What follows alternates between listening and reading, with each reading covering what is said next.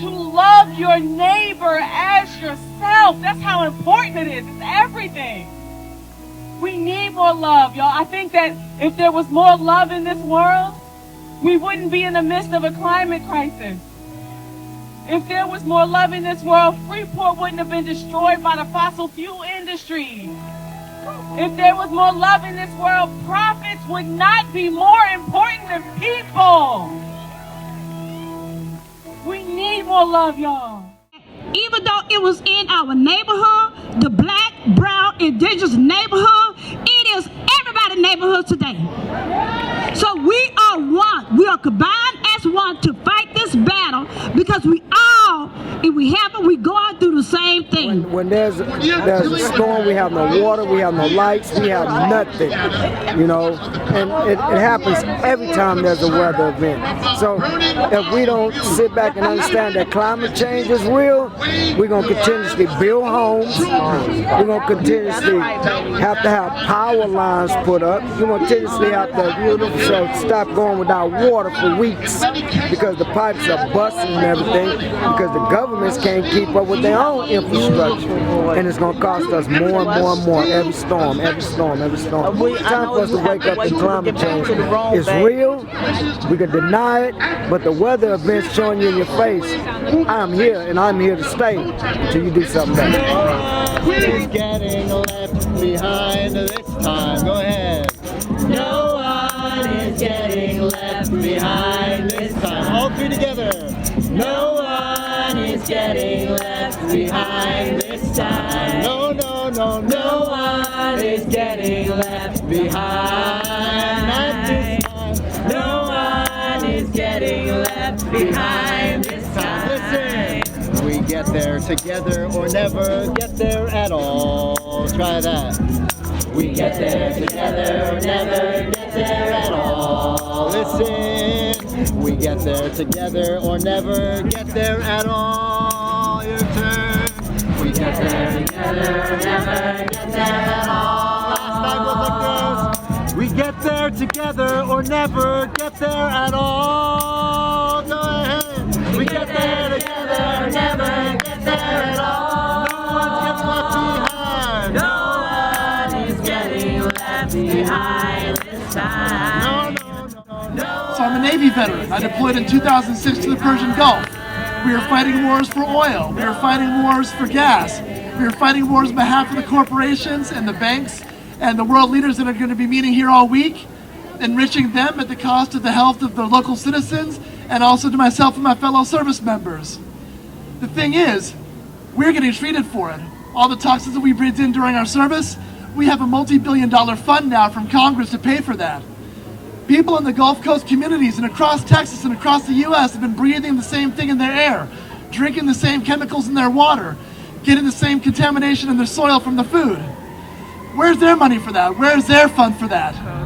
So we're here to say that, you know, we will directly confront them, that what they're doing is unacceptable and that they must quit their jobs and quit these industries immediately. I'm concerned about the land that the Rio Grande LNG just bought across in the old Port Isabel Highway, and it's right across the street from where we have our lands, and also from Loma Alta, which is also a sacred archaeological site, and they plan to run their Rio Bravo pipeline through there.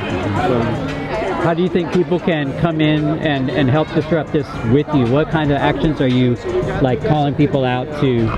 Well, we would, if we could, if nothing else, they don't want to get too much involved, they can give to the South Texas group and to the tribe, so that we can afford legal fees to get these things done, because I mean we have to go after the state agencies and not just the national agencies, but we have to go after SpaceX and we have to go after Elon Musk for lying and show that he is a criminal because he got his visa here and misused it, and now not just because of who he is and because he bought the presidency doesn't give him the right to do or say what he's doing. The reality is that there's no such thing as a good billionaire. Elon Musk was always driving eco-fascism, has been destroying our community for many, many years. And unfortunately, we still see the city of Brownsville and Cameron County doing everything they can to support Elon Musk and SpaceX, even though he's a known fascist, even though he's been doing Nazi salutes multiple times in the media. It seems like they'll do anything to grab any pennies they can from Elon Musk. But people in the Valley are speaking up. You see a lot of angry comments every time there's a rocket launch on Facebook, on social media. People are pissed. Our homes are shaking because of the earthquakes from the rocket launches. SpaceX has been caught illegally dumping pollution into the bay. I mean, the list of our grievances goes on and on and on. Honestly, like what I recommend is just like talking to people, making connections, like meeting your neighbors. And then when you talk to people, figure out like what are they passionate about, what are they frustrated with, and then what are things that you can do like locally on like a small level where you can like have an impact. Because I feel like politics is something that can be like so, like politics is something that can feel like so overwhelming. So if we keep it local, then I feel like, yeah, we can really make an impact. There are solutions out there, but it feels lonely when you're all by yourself. So having communities at least like check in, that can still be like a really big thing. Especially in these trying times, being together and making time to rest and replenish yourself is imperative, because stress immobilizes you, right? And your community needs you and you need you. And so we are here for each other. We come together, we eat together, we're making art and getting to making art together, and we get to the fun stuff sooner, and we allow others to join us and have some fun and get replenished in that way so that we can keep our mission going. Petrochemicals have served as a lifeline for the fossil fuel industry. There are over 16,000 chemicals in plastic. The vast majority of them are not regulated domestically or globally. And Houston is actually home for over 40% of the base petrochemical production in the nation. We're home to the largest petrochemical complex in the nation. And nobody should be exposed to toxic chemicals. No one's family members should get cancer. No one's siblings should go infertile to produce a ketchup packet that ends up in your fast food bag. Nobody should fall ill because of unnecessary plastic that our government subsidizes. People say that plastic is cheap and it can be recycled. It cannot. It's inherently toxic, and there's no way you can break it down or recycle it that isn't toxic. We're not falling for any of those false solutions. And we know even out further west in Texas, in the Permian Basin, where we've got fracking, and in the Northeast where we got fracking now, pulling natural gas out of the ground. They told us that was to keep us out of future wars for oil and gas.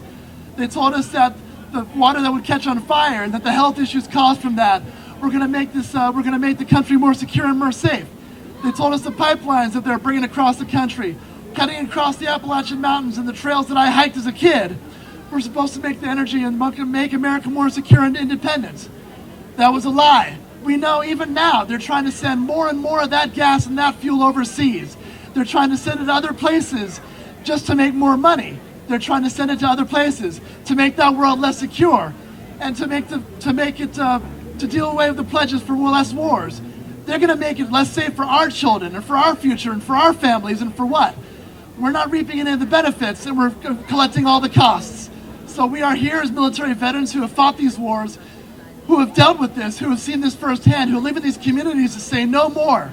Stop with the lies. We know what you're doing, and we're going to continue fighting. As Brittany and Lakeisha said, not just here in Texas, nationwide, in the Carolinas, in Pennsylvania, in Georgia, in D.C.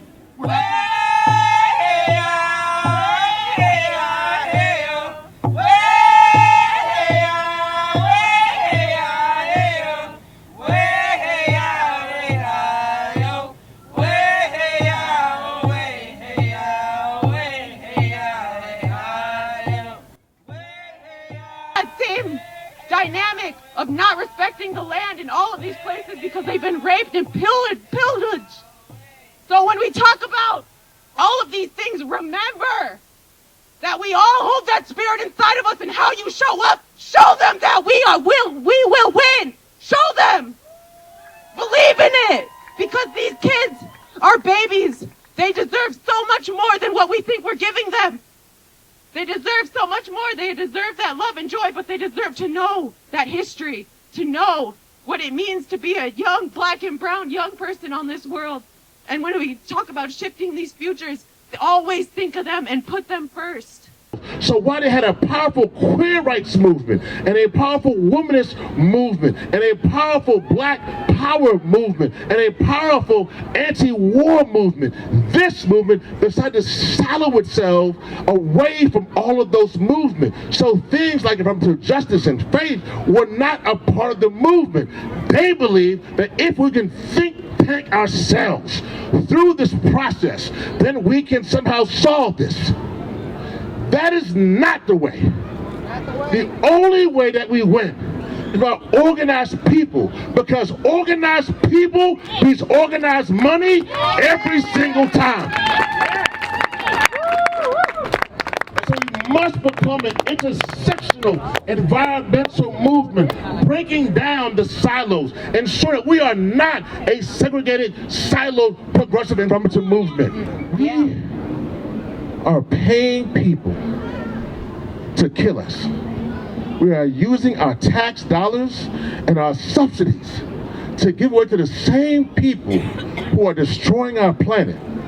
And so we must become united to end polluter handouts. It's the future of the earth. Communities, eco-cities, make it work. Full health, life thrives, give birth to the solutions of the future of the earth. Humans want to work together, weather, make things better. Don't exploit the paycheck nature, respect the earth, the birth, the labor. Plant a garden, share with neighbors, conflict solve with mediators, calm things down the escalators. I'm a cute little fruit, growing outside on a Brooklyn stoop, capturing the rain.